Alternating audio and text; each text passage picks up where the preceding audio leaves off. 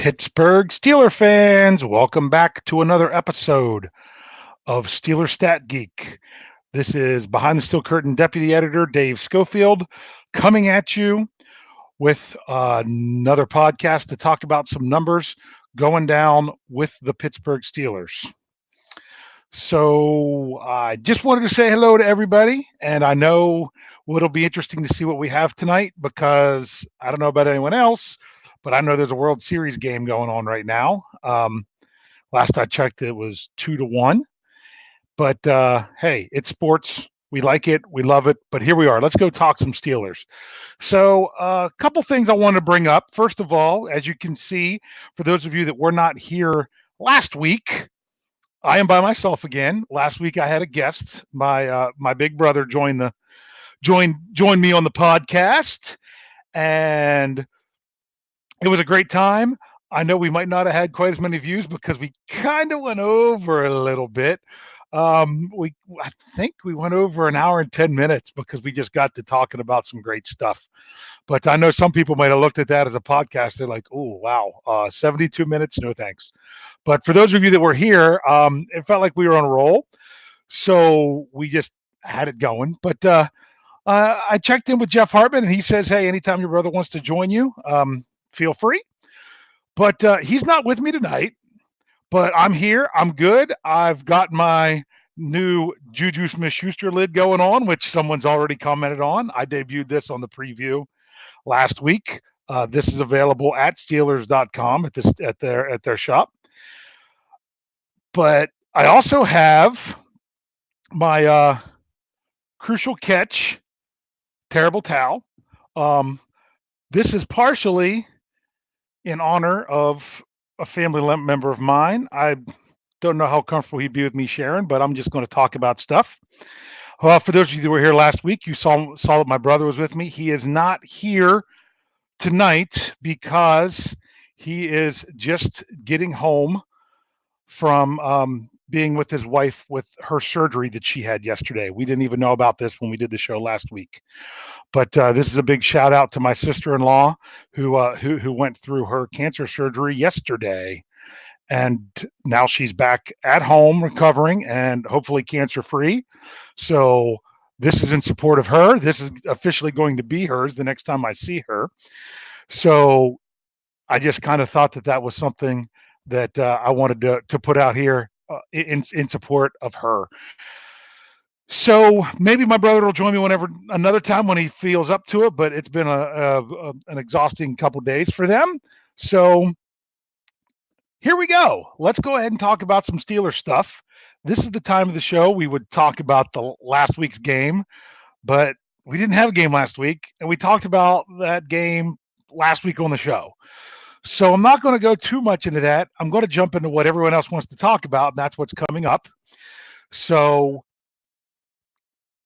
one thing I am going to say is I was asked a question last week about where the Steelers were ranking in the NFL on defense. So I went ahead and looked it up and thought that's just the one number, the lone numbers I'm going to give you guys before we jump into next week. And that is where the Steelers officially rank on offense and defense after week 7 of the NFL season. Week 8 is what we're talking about coming up. But after week 7, you got to remember that on defense, it could be skewed a little bit in the positive because the Steelers only had 6 games when some of the other teams have had 7. But on offense, it's going to be skewed negatively because they're going to be compared against teams that have 7 games versus the Steelers only having 6. So this is what's going on. The Steelers are currently ranked, and now all of a sudden I have to try to remember exactly what it was. When it comes to offense, the Steelers are technically ranked 29th in the league. Now you have to remember when it comes to overall offense, overall defense, they completely do it by yards, which I know is not in the best way to do it necessarily, because sometimes on offense when you have a big lead, you're not trying to get a bunch of yards, and on defense when you have a big lead, you're not worried about giving up yards as long as you're not giving up points. But that's what they use. So the Steelers are 19th in yards, but you got to also remember they're behind teams like Washington and Cincinnati, who aren't that far ahead of them. that have played 7 games. So if you broke it down to yards per game and you divided by the number of games they've played, the Steelers would be ranked higher. But we're going to leave it at that 19 right now because we're going to compare back to this when it gets to the end of the season. Now on defense, they are ranked 8th. And there's not that many teams around them that have played more games that would necessarily be surpassing them in that rank. Maybe a couple. So the defense is getting there. But the big thing with these numbers is we want to see them improve as we go forward. So I just glanced into the live chat real quick. Thank you guys for the encouraging words. I'll make sure that I pass those on to both my brother and his wife. Sorry, Vodka. I don't know where we are compared to the rest of the league in net punting average. I do know that we have our best net punting that we've ever had. I honestly think that if I look back at it correctly, if I remembered my numbers right from last week, if the season ended today with the same net punting, I don't know about net punting. You said net punting. If just on punting yards for Jordan Berry, I think it would be the tops in Steeler history right now. So there's a lot of different things we could talk about from the past. You know what? I want to get to you all. So let's talk about the next game, and then we'll just open it up for me to focus on the live chat, take your questions, throw out the numbers you guys are throwing out there. I'm ready to move on. I'm excited about the next game. I'm going to be at the stadium for the next game. It'll be the first regular season game I've made it to this year. Don't know if anyone else out there is going to be at the game, but if you are, I should have brought the helmet over just to remind everyone what it looks like. You can see it on my ID whenever I have stuff come up when I'm not typing as when I type as myself and not as the show. It's a Kylo Ren adapted helmet that is adapted to look like a Steeler helmet, where instead of the gray markings, it's gold, and it has the stripe and it has the emblem on it. And I will be in section 122 sporting the helmet. If you're at the game and you've listened to the podcast, come on by and look for me. Say hey. Here, did Russ, you say you're going to be there Monday night? You should come look me up, Russ. I'd really like to meet you. Like I said, I'm in 122. And you can't miss the helmet. Just look for probably the biggest guy in the section. So that would be great. But let's talk about this game. And Jeff Hartman helped me figure out the title of the show because he's like, what are you going to talk about? I'm like, well, I'm going to talk about a bunch of different numbers. He's like, well, let's sum them all up. And it's basically, there's a lot of numbers here that are going to all come together that looks really good for a Pittsburgh Steeler win on Monday night. Now, if you all are like me, when you hear that things are looking really good for a win, the first thing you do is get scared. That, oh no, when things seem like you're supposed to win, that's when you're worried about what happens if they don't.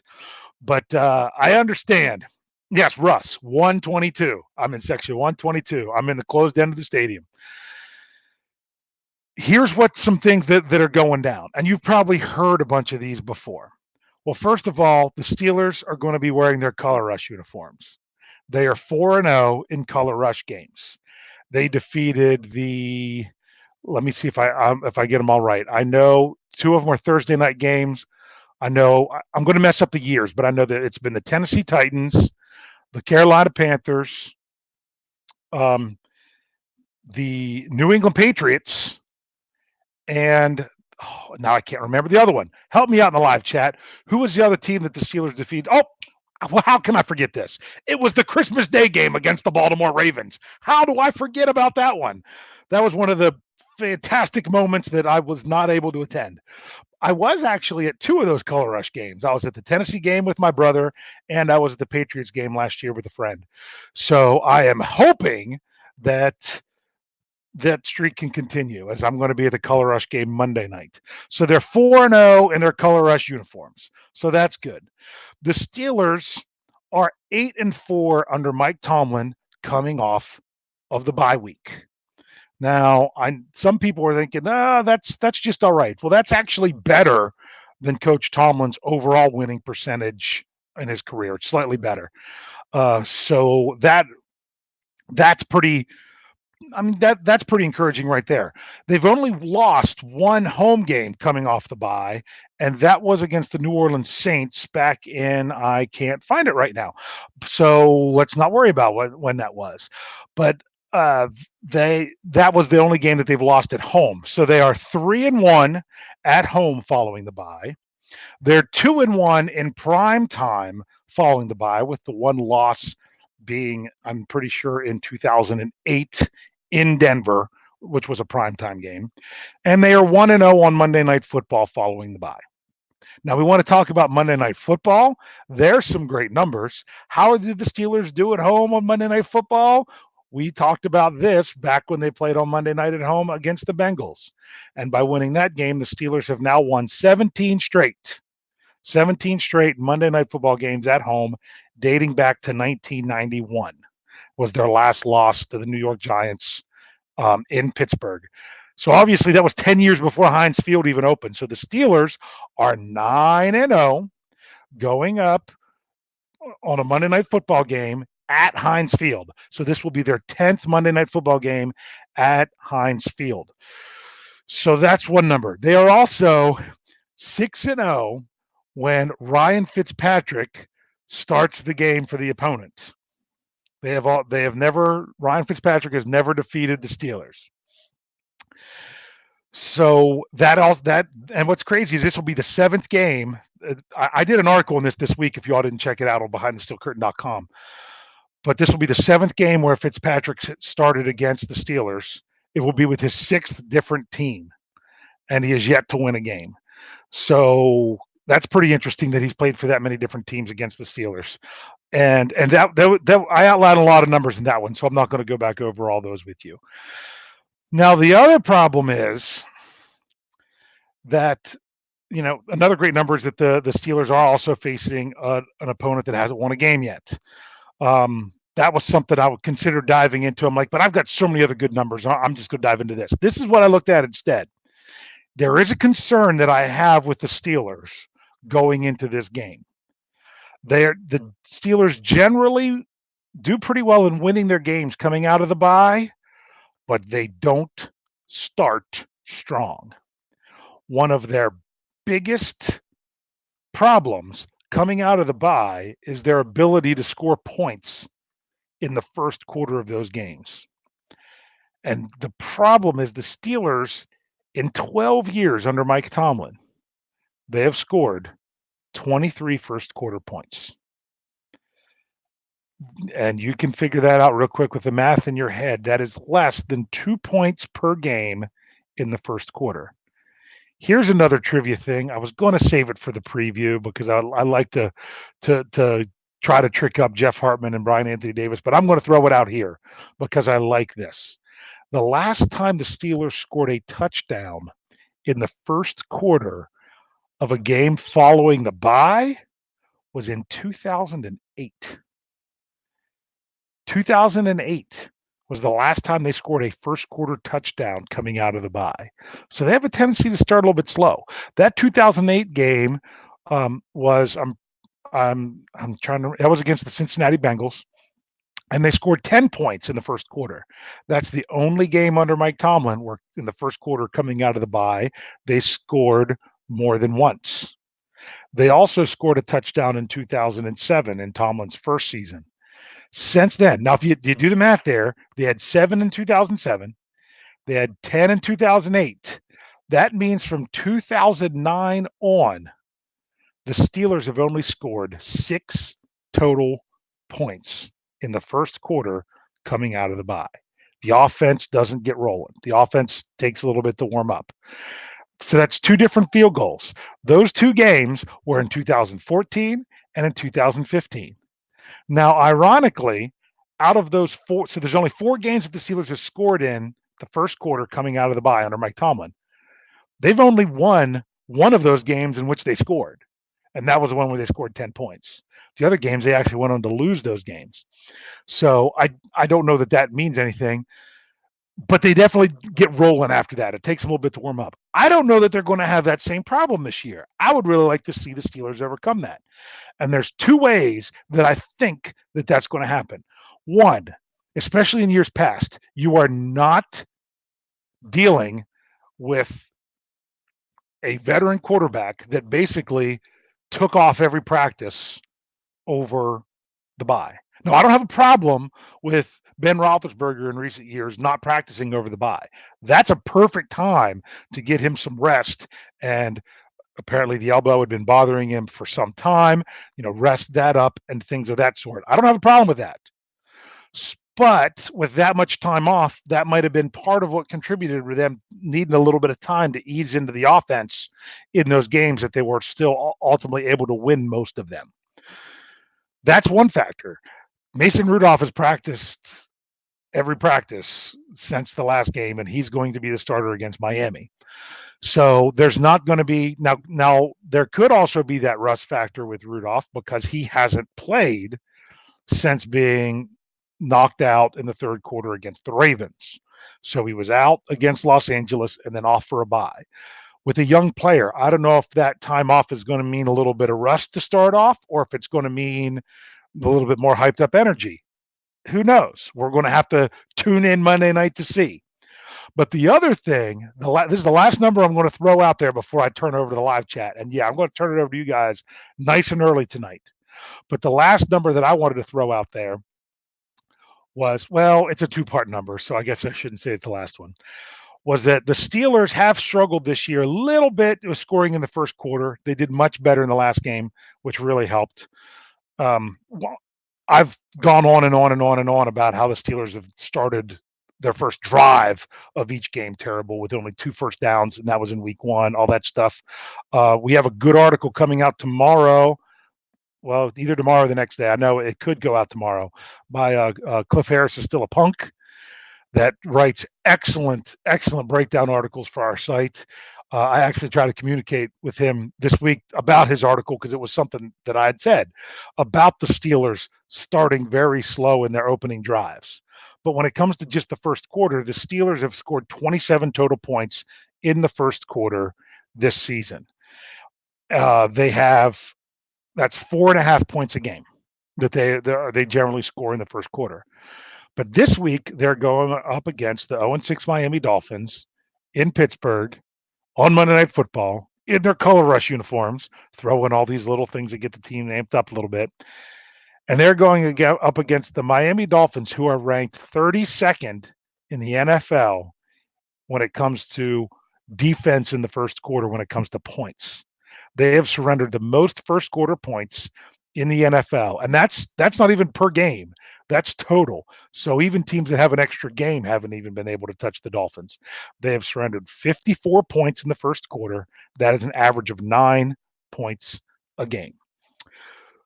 So even some of this stuff that could be weaknesses for the Steelers, that matchup being against the Dolphins could be something that helps to overcome some of those weaknesses. And for that reason, that's why I really like this matchup for the Steelers coming out of the bye. Some people say they would have liked to, beat Miami and then go on the bye. Personally, I would rather have a game like this coming out of the bye, that hopefully that the Steelers, even if they're not playing perfect football right off the bat, can still be in the game and go on to win the game. I'll tell you right now, before we get to it on Thursday on the preview, I'm picking the Steelers to win the game, but I'm not picking them to cover the 14.5 points that's currently there. I just think they're going to get to a point that even if they have that much of a lead, they're not going to press the ball. They're not going to worry about giving up a long drive, and that they could not worry about protecting a 14-point lead, that it could fall underneath that. But that's just one of those things. That's what's tough with high point spreads in the NFL. Teams aren't trying to protect the spread. When you're talking about a 2.5 point spread, that's talking about teams trying to win the game. So they're fighting for those points anyway. So that's my numbers leading up to this week in Miami, and why I think it's kind of a big, perfect whirlwind matchup situation that I think is all pointing to give me confidence in getting a victory this week. Please don't let me down. So I have not looked at the live chat. I've seen some question marks just in glancing, but I haven't looked yet. So I'm going to put that out there right now about questions. Oh my, I can't even type. about any questions or numbers that anyone has in the live chat that they would like to put out there at this point. I will now turn my focus there to see what numbers you guys have to say. Um, so if you asked a good question earlier on, I did not see it. You can type it again and hopefully I can pick it up. If you want to make sure that I answer your question or state your number on here, you could always use the super chat feature, which is you type in your question first, is the best way to do it. I've been told. I've never done this. Then you hit the dollar sign. You donate any amount that you want to towards the show. And that just goes in what we call the tip jar, which goes towards our contests and other things like that. And then that'll highlight your comment. I will see it here somewhere, and I will make sure I guarantee to address it before the show is over. So let's turn over here. The Joker. I don't want to talk about this, but I'll say it. Will anyone stop the Patriots? My answer is I think somebody will, but it's gonna be a while, and man, that's gonna be tough with the Patriots because in all honesty, the reason they went out and got a wide receiver today, for those of you that didn't know, they traded for Mohamed Sanu. You guys might have even mentioned that in the live chat already. The reason they made that trade is one, they don't have Mr. Third and Fifth anymore that they were banking on. The other thing is their offense is just all right. It's their defense that is just so hard to overcome. And I don't know if someone's going to figure out what to do against them. The biggest thing is um, it could be maybe they get some players dinged up and it's going to be a tough matchup with something with that on defense. But right now, the way they're going, their defense is the real deal, and all TB12 is having to do is not mess it up for them. And when you got a 40-year-old quarterback that you're not asking to win games, that's just a recipe for disaster for everybody else that has to go up against them. Okay, here we go. Here's a good question from Caleb. How many field goals will Boswell have at the end of the year? I could try to calculate that to let you know exactly what it looks like he's going to have. I'm pretty sure right now he has is it 11? It's either 11 or 12. One of them's extra points, one of them's field goals between 11 and 12. I think it's 11 field goals, but watch me be wrong. But either way, through 6 games, I'm going to round that off and say that he's going to have. I think let's say 30. We'll say 28 to 30 field goals I think he's going to have. And that's assuming that he hits them all, but he's given me no reason to doubt him hitting field goals this year. Okay. Here we go. Cree throws out here some numbers he'd like to see for Monday night. Mason, 20 of 25 for 265, running backs, 200 yards. That would be nice because that would mean that chances are the Steelers are getting a lead and then just trying to run the ball and running the ball effectively to get that lead. That would be really good. Dallas says, would I give a number 2 for Sanu? The answer is definitely not this year when that's the highest that the Steelers have. And overall, no, I would not. I don't know. I Yes, he's a little bit more proven, but you want to know what? So was Dante Moncrief. I'd have to go back and compare their two numbers to see what it would look like. But I wouldn't have given a 2 for Sanu. But you guys know how the Patriots hoard their draft picks. For all I know, they had 4 number 2s. I don't know. I'm just throwing that out there. Just being facetious. I can't even say it. Being facetious. But I really don't know. But knowing the Patriots, they must have had a plan. Okay. So let's see what else we have. Um, yeah, I don't really. I'll be honest with you, not really interested in getting into the whole Anthony Chickalo situation. I think that's kind of sticky for this. I'll say one thing about it: it's kind of sticky for the Steelers. That's why they announced what they did. It's There's not video evidence like in some cases. All they have is the police report. It's Without a video, it's probably better to handle it the way they are, keeping him away from the team, but not outright cutting him yet, because the last thing you want to do is have players feel like you abandoned them in a situation that wasn't what it appeared to be. So be smart, figure out what's going on, and then make the correct decision at the time. If it finds out that it is exactly what many people think it is, then I would have no problem with them saying, you know what, we can't have this on our team. So, but at the same time, the last thing you want to do is release a player that and get that whole reputation of you don't stand behind their players before all the facts come out. So that's just it's got to be pretty tricky with that. Okay, Caleb has another question. Wants to know my all-time favorite Steelers player. That one's pretty tough. That's a really tough question. I'm gonna say I'm gonna have to go with Troy Polamalu on that one. He was just dynamic and exciting to watch. Unfortunately, well, fortunately and unfortunately, I was at his last game in a Steelers uniform in that playoff loss to the Ravens. Uh, it was it was kind of a sad game because as I watched Polamalu, I saw that he wasn't able to do Polamalu things. I don't know if it was because of age, injury, or a combination of both, but he was on the field as a safety, but not as Polamalu, if you know what I meant. So it was one of those things where, yeah, he was probably better than a lot of other safeties they could have, but to see Palomalu not be Palomalu was kind of sad. But man, did that guy just have fantastic football instincts more than anything. So here we go. This is a separate question, not a football question. Hey, dressing up for Halloween, what you going to be? Last 2 years, you know what I was? I dressed up how I did to the stadium. I wore the Color Rush uniform. I wore my Steelers shorts with my black and gold shoes and my Bumblebee socks. I'm trying to remember if I wore the cape. I don't usually wear the cape at games. That's basically a Steeler flag because it just gets too easily caught on stuff. Wore the helmet. I even have a black terrible towel hood that I made. It's two black terrible towels sewn together. That's a hood that can come up over the helmet. It actually looks really good on my son when he puts on the hood because it's that oversized hood. My son's 8. That looks more like a Jedi hood, and I also have a yellow lightsaber that I go with that. That's what I do when I walk around with my kids on Halloween, and I also walk around the stadium like that too. So if you see someone dressed like that at the stadium, yeah, that's me. You can say hi. Um, let's keep going to see what else we have here. Someone wants to know the results of the Survivor League. Steeler Fan 74, you get me about every week, and I don't mind talking about it. The article went out this afternoon just before 4 o'clock. I know that's late in the day. Not everyone sees those. They're not high traffic articles, so that's why we put them out at that time. It's one of those things that if you want to know it, you go looking for it. So then that way the next day it's easy to find without going too deep.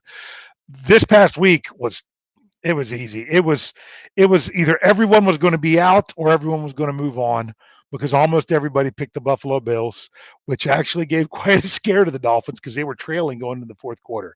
But everyone picked the Bills or the 49ers. There was a couple people that picked, let's see, what was it? It was the Jaguars. I think Green Bay had a couple votes in there. Um, Someone might have picked the Rams. But they were all small numbers. There was only 3 people eliminated across all 6 contests. One person forgot to do their entry. One person picked the New York Giants to beat the Arizona Cardinals, and one person picked the Seattle Seahawks to beat the Baltimore Ravens. So that's the update on that. That means we are down to 100 uh, technically entries, which is 95 people. Because, like I say, I have to have an entry in each league in order to run it. So that's how it looks. So not much change this past weekend. That was some pretty easy picks. This week is kind of looking a little bit that way too. But pretty soon it's going to. The week before was when there was really hard picks. You had to take someone that wasn't quite as certain. So so here, let me get back in here looking at this. Um, Jamie wants to know, does the defense end up in the top 10? I'm going to say yes. I think I said before the season that I felt that the Steelers were a top 10 defense, but maybe not a top 5 defense with the additions that they've had, even losing Stephon Tuitt.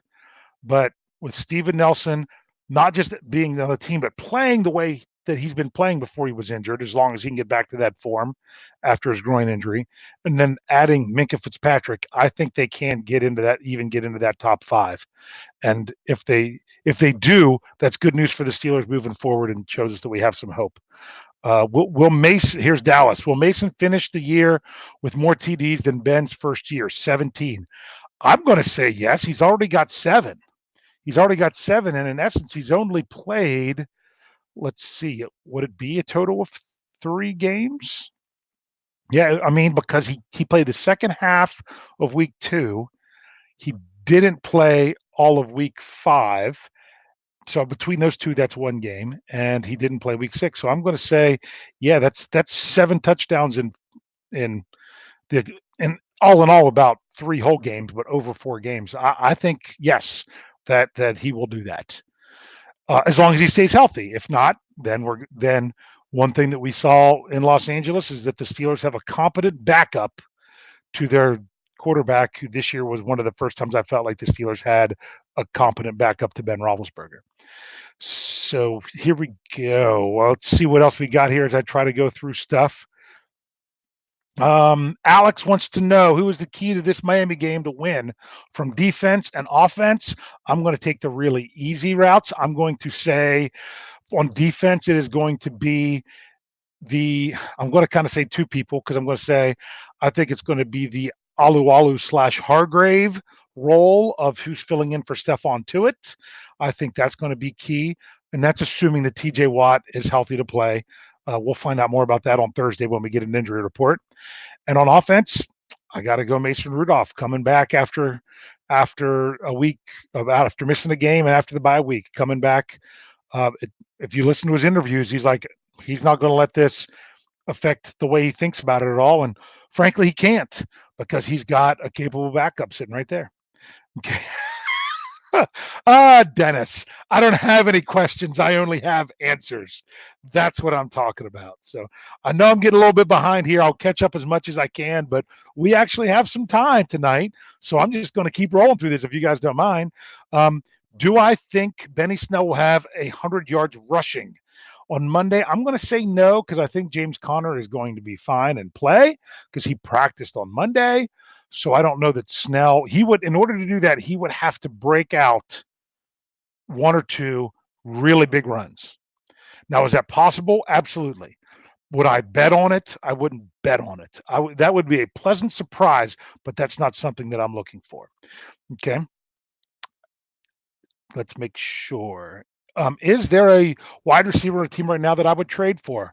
I don't know who's available because the only 2 people that I've heard that teams were listening about was both Sanu and Emmanuel Sanders, who went to the 49ers.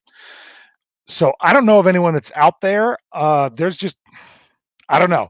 And honestly, I think the Steelers, if they really needed help with the wide receiver, that they could find it just as easily on the free agent market without having to give up any more. I think they've given up enough draft capital for next year. I think they've done well with what they've used it for. I still want to know if the Seahawks are going to try to trade that cursed 5th-round pick, because that cursed 5th-round pick that the Steelers got that they traded for when they traded Josh Dobbs ended up having an injury to where Josh Dobbs would have been helpful. They trade that pick to the Seattle Seahawks, who traded us Nick Vannett. Then what happens? Their tight end, Disley, who was having a very good year, he goes out for the season. So now they're holding on to that 5th-round pick that seemed to kind of curse them a little bit. It's kind of crazy the way that's working. But I don't know that the Steelers have enough to trade. I know some people talked about if someone really needed a corner and wanted to get rid of a wide receiver, could they do something with Artie Burns? They could, but I'll be honest with you, until I know for sure that both Joe Hayden and Steven Nelson are healthy, Artie Burns isn't someone that you have to move. Although Cam Sutton did look pretty good on the outside as well. He seems to be like he's progressing quite nicely. Okay. Alex has another question. I know people talked about this earlier in the live chat, so let's bring it up. What is the process to pick up Tuzar Skipper? There isn't anything to pick him up. The only process the Steelers have to do is they would have to put in a waiver claim for him. They can claim him off waivers because they did not release him. They're the ones who released him in the first place, and then the Giants picked him up. Now they are free to jump back in to try to claim him off waivers. I think Jeff told me that according to Mark Cabali of The Athletic, that the Steelers are 10th in the waiver priority. So the 9 teams above them would not have to put in a claim for Skipper in order for the Steelers to get him if they choose to put in that claim. I think they would be wise to put in that claim. I think the Steelers this week, if they do not get Tuzar Skipper, they should go back and re-sign Jaron Elliott. It should be one of the two. And even if they did both, I wouldn't throw a fit about it. And the corresponding move, I know some people would say to cut Chicolo. I don't know that they're ready to do that from a legal standpoint with that process yet, but they could be. They did bring up 2 guys on from the practice squad for their last game that they could release, and if they clear waivers, they could put them back on the practice squad in quarterback Paxton Lynch or running back Trey Edmonds. I don't know that they're ready to do that yet. Samuels does look like they don't know that he'll play this week, but there's a chance he could practice in a limited capacity this week. But they also look like the Steelers have Roosevelt Nix back this week. So I'm going to keep looking. I know you guys are way ahead of me. Dallas wants to know what Steeler I'd most likely like to meet in person. I will be honest with you, any. I would meet any Steeler and would love to say hey to any of them. Okay. Greg wants to know why the tight ends aren't being targeted more. That's a good question. I'd have to ask Mr. Cliff Harris is still a punk if he had a good answer for that one. Because the question is, are the tight ends not getting open? Are they not being targeted? Are they being covered more just because they feel that defenses are feeling like that's going to be the main targets? I don't know. Maybe that's something I want to look at a little bit, especially being there in person on Monday night. I know I'm going to get to watch that game twice because when I'm at the stadium, if it's on TV, I always watch the replay of the game. So that's, I don't know if that really answered the question other than say, I'm not exactly sure. Okay. If I was the GM, here's Caleb. He's asked all kinds of good stuff today. If I'm the GM of the Steelers, what would I trade for? What would I trade for right now? I mean, I don't know that they would have to. I mean, another wide receiver could be nice, but if James Washington's back this week, I think Deontay Johnson's doing a nice job. You've got Juju, unless you've got an injury. I think we're okay in most places. I don't know that there's anywhere that I would jump all over because in order to, no reason to gain another player if it's not an upgrade. And in order to get an upgrade at a lot of these positions, you would have to give up so much in return. So Dallas wants to know who has surprised me the most on defense this year. I am going to go with Steven Nelson because I didn't know what to expect. I had hopes, but not expectations. Okay.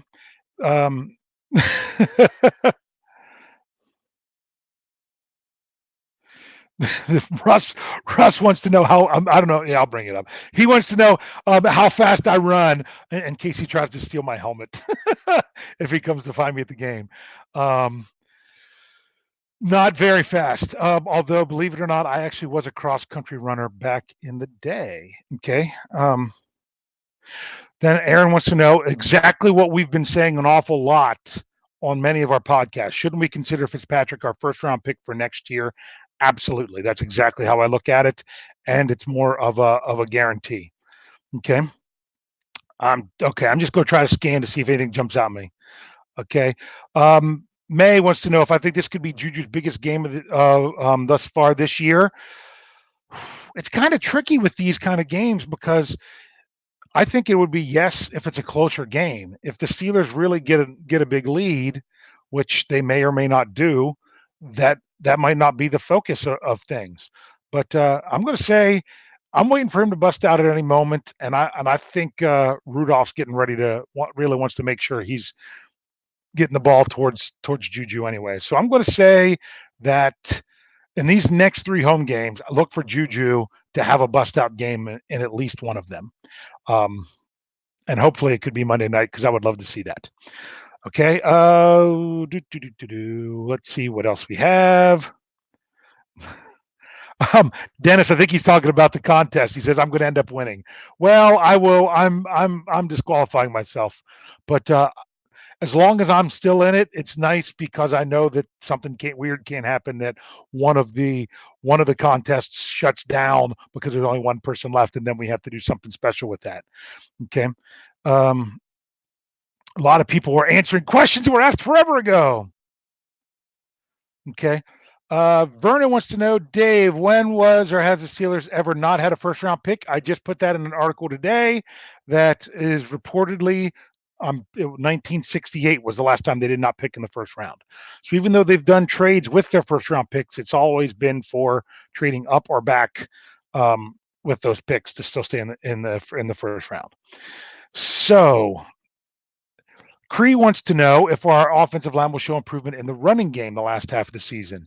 I'm going to say yes, but people got to realize people have been down on the offensive line, but you got to remember it's mainly been the running attack. I don't know that it's all about the line.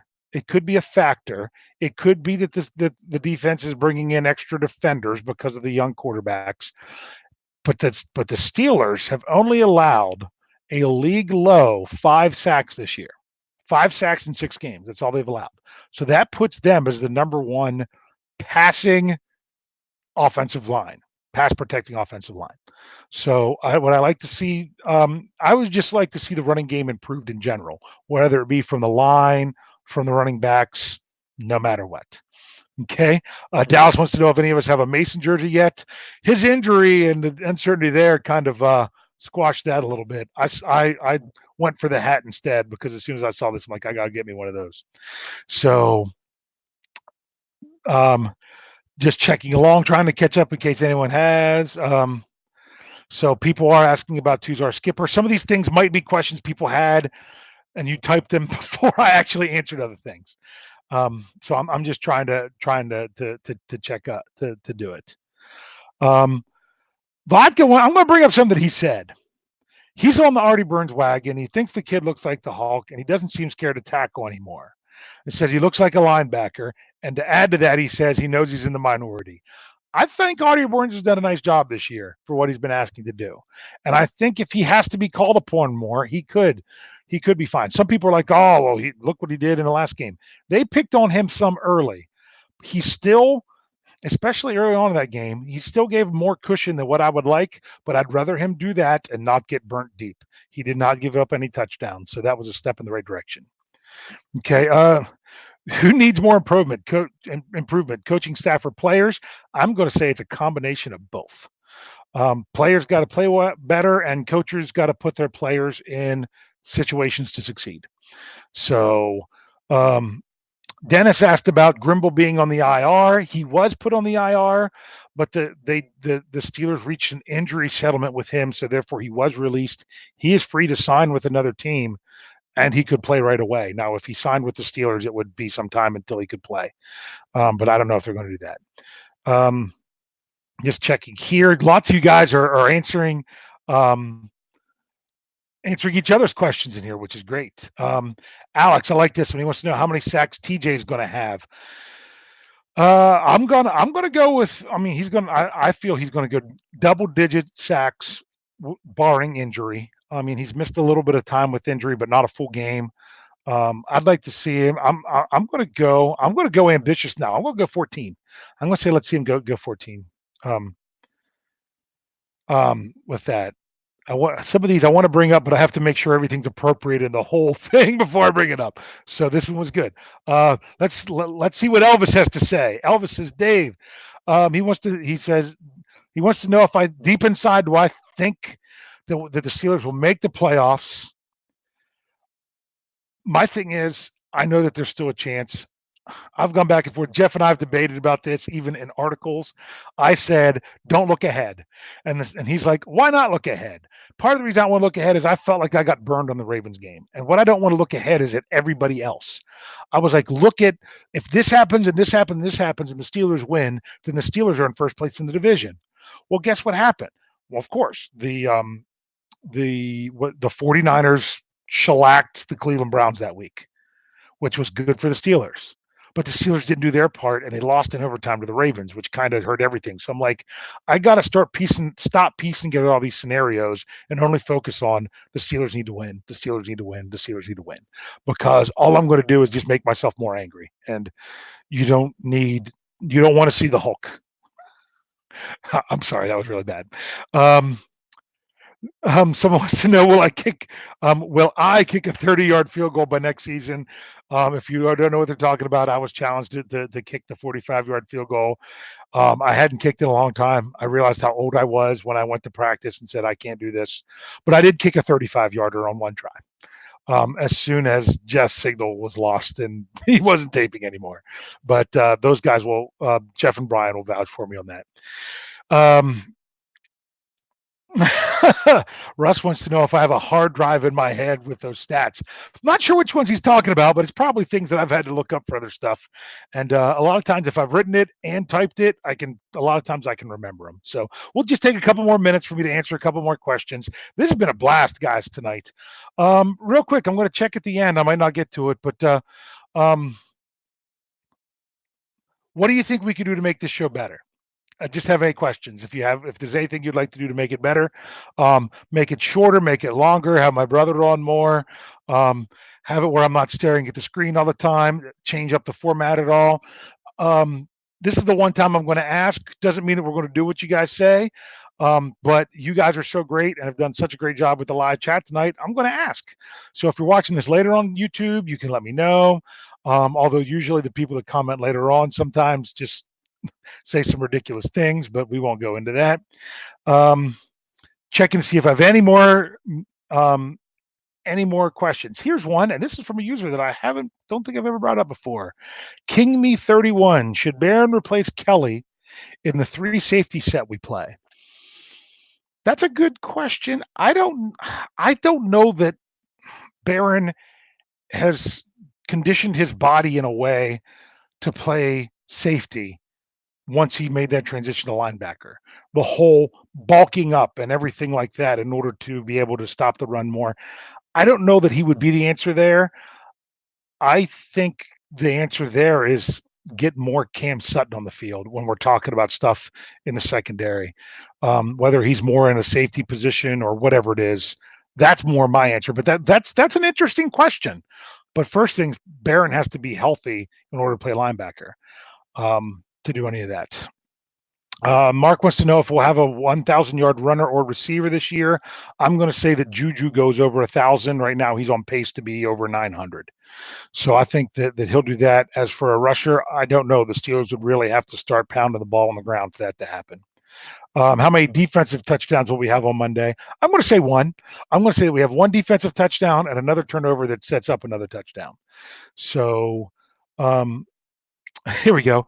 Dave from Steeler Fan 74. Do you think we'll get more sacks on Fitzgerald than what Buffalo was able to bring last week? And then asking about something about did the Steelers make the playoffs? I'm not sure if that's referring to the previous question or do they make the playoffs? I'm not, like I said about the playoffs, Steelers have a chance. That's a number I'm not sure of how many sacks they got on he said Fitzgerald. I think he meant Fitzpatrick.